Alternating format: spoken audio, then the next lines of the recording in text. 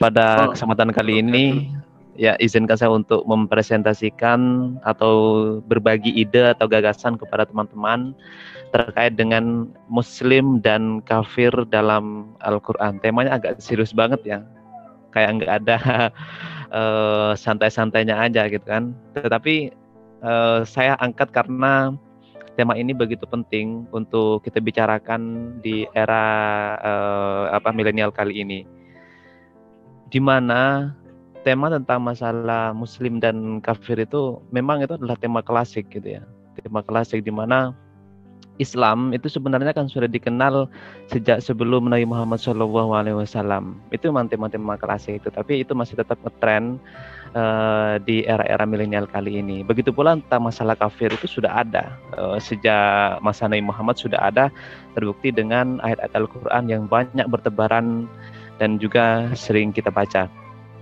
Tema ini menjadi penting karena banyak kasus-kasus itu yang sering dikaitkan dengan persoalan Muslim dan juga dikaitkan dengan persoalan kafir, sehingga ada sebagian orang dan juga sebagian kelompok yang merasa sok Muslim gitu kan, merasa sok Muslim karena mereka sudah mengikrarkan syahadat dan juga sholat, zakat, apalagi kalau sudah mampu naik haji itu sudah merasa sok Muslim.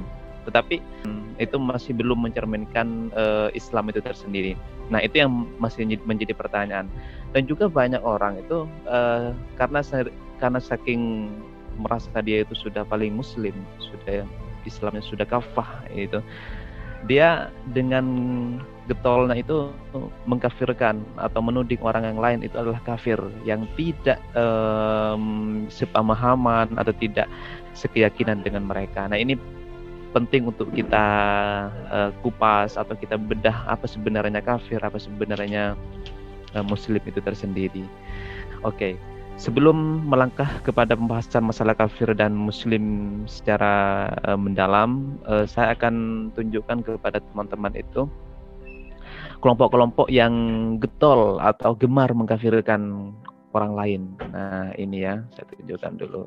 Ini, siapa saja yang gemar mengkafirkan? Nah, saya klasifikasikan itu beberapa kelompok yang itu sangat populer gitu ya. Sekalipun masih banyak kelompok-kelompok kecil atau sempalan-sempalannya yang itu juga ikut mengkafirkan orang lain. Di antaranya adalah Khawarij. Nah, Khawarij ini termasuk dalam sejarah Islam itu termasuk orang yang pertama kali melayangkan klaim kafir kepada Ali ibn Abi Thalib dan juga pendukungnya atau pengikut Ali. Nah, ceritanya seperti ini secara singkat itu. Pada masa dulu itu kan Ali bin Abi Thalib itu pernah terjadi perang ya dengan Muawiyah bin Abi Sufyan karena persoalan politik lah biasa. Tetapi kemudian di pertengahan peperangan itu, saat peperangan mulai kemenangan sudah ada di pihak Ali, tiba-tiba dari pihak Muawiyah bin Abi Sufyan itu mengajukan damai, istilahnya gencatan senjata. Akhirnya Ali bin Abi Thalib itu menyetujui atas permintaan atau permohonan damai dari pihak Muawiyah bin Abi Sufyan. Nah, yang kemudian pada waktu itu keputusan yang diambil oleh Ali bin Abi Thalib itu dikenal dengan arbitrase atau tahkim dalam istilah Islamnya. Nah, karena Ali itu mengambil sebuah keputusan berdasarkan idenya sendiri dan juga sebagian pengikut-pengikutnya, tentunya ada pengikut-pengikut Ali bin Abi Thalib yang lain itu yang itu tidak sejalan, istilahnya tidak suka dengan gaya politiknya Ali bin Abi Thalib, sehingga kelompok atau pengikut Ali yang tidak suka dengan gaya politiknya Ali itu dia memisahkan diri, ya istilahnya keluar, makanya itu disebut dengan Khawarij. Khawarij itu kan berasal dari kata termasuk kata jamak gitu ya, yang kata kerjanya itu kharij, kharajah, keluar. Jadi mereka termasuk kelompok yang keluar, atau kalau dalam istilah di Indonesia itu sekarang disebut dengan kelompok oposisi. Nah, sebagai kelompok oposisi pada masanya Sayyidina Ali bin Abi Thalib ini memerintah atau menjadi presiden, Khawarij ini getol banget. Dia langsung mengklaim bahwa Ali ini kafir karena berdasarkan ayat Al-Quran juga dia Jadi jangan kira mereka itu mengkafirkan yang lain tanpa dasar. Dia juga punya dasar untuk mengkafirkan Ali. Dasarnya adalah ayat Al-Quran yang sudah saya tunjukkan di slide ini. وَمَنْ لَمْ يَحْكُمْ بِمَا أَنْزَلَ اللَّهُ فَأُولَٰئِكَ هُمُ الْكَافِرُونَ فَأُولَٰئِكَ هُمُ الْفَاسِقُونَ فَأُولَٰئِكَ هُمُ الظَّالِمُونَ. Nah, ini sama dalam satu surah, terus bahkan berurutan, bisa dibilang berurutan ayatnya di sini. Jadi maksud dari ayat ini adalah siapa saja yang menghukumi atau memutuskan sebuah hukum bukan berdasarkan wahyu Tuhan, kurang lebih semacam itu, maka dia termasuk orang yang zalim, termasuk orang yang fasik, bahkan termasuk orang yang kafir. Makanya Ali itu, Khawarij itu berani mengkafirkan Ali karena Ali itu mengambil sebuah keputusan atau hukum di luar wahyu Tuhan, gitu. Klaim kafir di sini ternyata semakin ke depan itu bukan semakin redup, bahkan bukan semakin hilang, malah semakin bergerilya gitu, malah semakin terdengar keras gitu ya. Nah, ketika misalkan pada era-era berikutnya muncul kelompok dari kelompok Wahabisme atau Wahabi yang itu didirikan oleh Muhammad bin Abdul Wahab. Nah, kelompok Wahabi di sini sebenarnya berkuasa atau berkuasa di Arab Saudi. Tetapi di Indonesia itu juga ada sebagian kecil bisa dihitung dengan jari yang itu mengikuti pemikiran atau keyakinan atau ideologi Wahabisme di sini.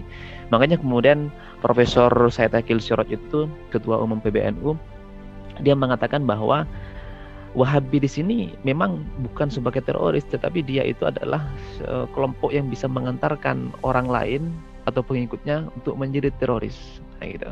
Kenapa? Karena mereka juga sama, getol mengkafirkan. Kenapa mengkafirkan? Motifnya lain. Kalau Wahabi di sini motifnya adalah biasanya orang lain yang syirik gitu ya.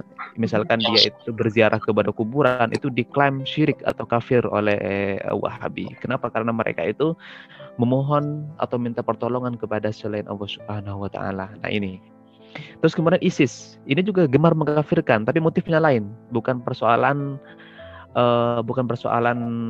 apa itu ya, arbitrase atau peperangan, bukan, tetapi dia lebih mengkafirkan karena persoalan daulah Islamiyah. Secara sederhananya itu. Jadi ISIS ini jualan daulah Islamiyah. Daulah Islamiyah di sini adalah negara Islam. Negara Islam itu maksudnya adalah negara di mana hukumnya itu pakai hukum Islam. Pakai hukum Islam, jadi hukum Al-Quran dan hadis, kurang lebih semacam itu.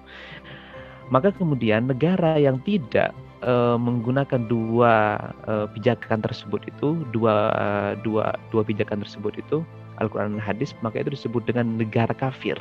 Nah, negara kafir itu halal diperangi atau dibunuh. Nah, ini sama dengan kelompok Wahabi, apalagi juga kelompok Khawarij. Nah, itu.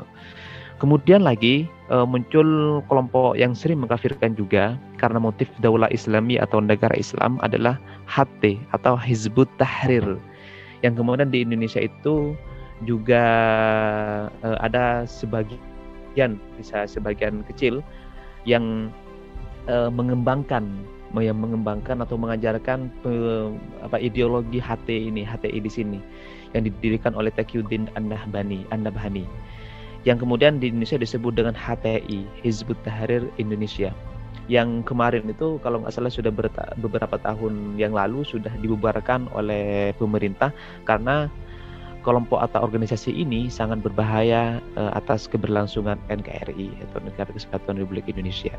Oke, jadi itu ya kenapa isu tentang Islam dan juga isu tentang kafir itu begitu menarik untuk kita bahas, untuk kita ketahui. Kenapa? Karena kafir di sini dijadikan jembatan, dijadikan topeng oleh sebagian kelompok untuk memuluskan atau untuk meraih kepentingan mereka. Ya tentunya adalah semua kembali kepada persoalan politik.